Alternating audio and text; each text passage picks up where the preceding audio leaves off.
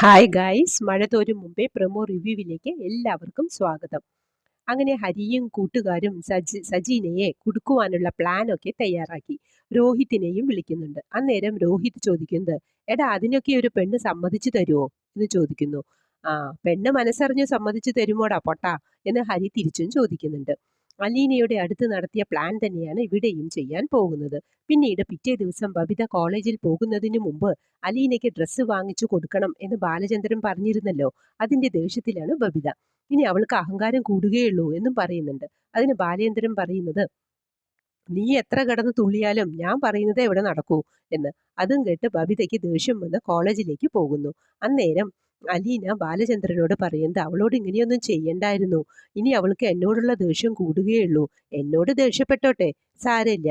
പക്ഷേ അവളുടെ പോക്കും രീതികളും ഒന്നും ശരിയല്ല. അച്ഛൻ അതൊന്ന് ശ്രദ്ധിക്കണം എന്ന് പറയുന്നുണ്ട്. പിന്നീട് പറയണോ വേണ്ടയോ എന്ന് ആലോചിച്ച് അമലിന്റെ കാര്യവും ബാലചന്ദ്രനോട് അലീന പറയുന്നുണ്ട്. അത് കേട്ട് ഞെട്ടി നിൽക്കുന്നുണ്ട് ബാലചന്ദ്രൻ. അലീന ഏതായാലും എല്ലാവർക്കും ഒരു സൂചന കൊടുക്കുന്നുണ്ട്.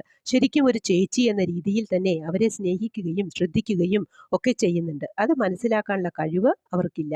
ഇതൊക്കെയാണ് പ്രമോ ആയി കാണിച്ചത്. പ്രമോ ഇഷ്ടപ്പെട്ടുവെങ്കിൽ ലൈക്ക് ചെയ്യാനും ഷെയർ ചെയ്യാനും സപ്പോർട്ട് ചെയ്യാനും സബ്സ്ക്രൈബ് ചെയ്യാനും മറക്കരുത്. അടുത്തൊരു എപ്പിസോഡിന്റെ പ്രമോവുമായി വരുന്നതുവരെ കാത്തിരിക്കുക.